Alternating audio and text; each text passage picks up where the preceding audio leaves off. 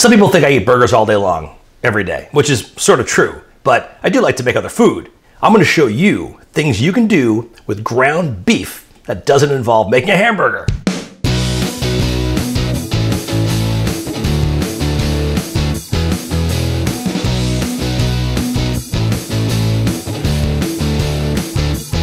This is my mom's recipe for the meatloaf sandwich. Everyone has a meatloaf recipe, and it seems like the only way it's served in restaurants is with gravy on it, which is odd to me. Although I've enjoyed meatloaf my entire life, my favorite way to enjoy meatloaf is on white bread in a sandwich. There is historical proof that minced cooked beef formed into a loaf goes all the way back to the 5th century Roman Empire. How crazy is that? My mom makes the best meatloaf sandwich, but I was reminded recently that this is actually not her recipe.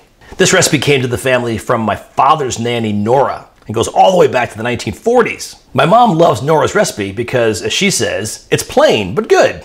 And my dad, who's not the most adventurous eater, loved Nora's recipe because, as he would say, there were no foreign bodies in it. And what I think he meant by no foreign bodies was there were no bits of onion and parsley in there or other weird stuff.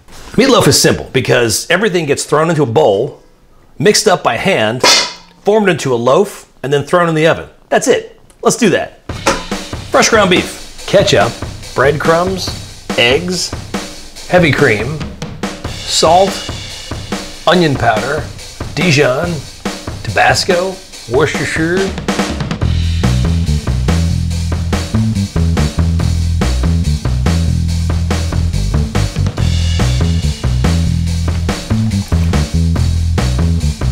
You probably already know how I feel about ketchup.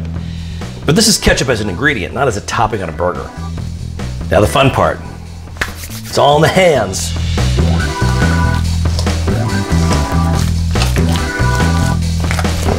Try this with your kids. They'd love this. Also, it's really good to get close to your food. This is a great way to get close to your food. Get right in there. You just want to make sure that it's fairly uniform. That's pretty uniform. So we're done here. Assuming you're making meatloaf sandwiches, you want to be able to shape this thing into a log and then press it into the shape of a loaf of bread. Slapping. Into the pan it goes, right in the center of the pan. And you don't have to grease the pan because this thing is going to create its own grease. There is a point where meatloaf has to be slathered with ketchup. I refuse to slather this thing with ketchup. Sorry, Nora. Sorry, Mom. So instead, I'm using barbecue sauce. I use ketchup inside, but I'm going to use barbecue sauce on the outside. I can't bring myself to slather it with ketchup. So we're using barbecue sauce.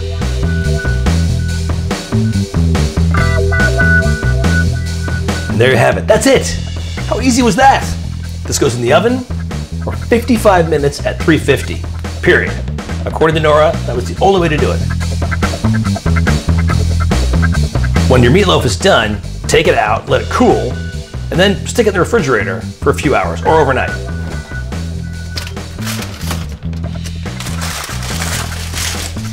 Looks good. It's like a football of meat. Use a good knife. Don't mess around here. There it is. Look at that. Ooh. My mom uses ketchup on one side and mayo on the other. I'm going to use mayo on both sides because I don't like ketchup that much. You ready for this? The meatloaf sandwich is nothing more than this. Boom. And boom. The cold meatloaf sandwich.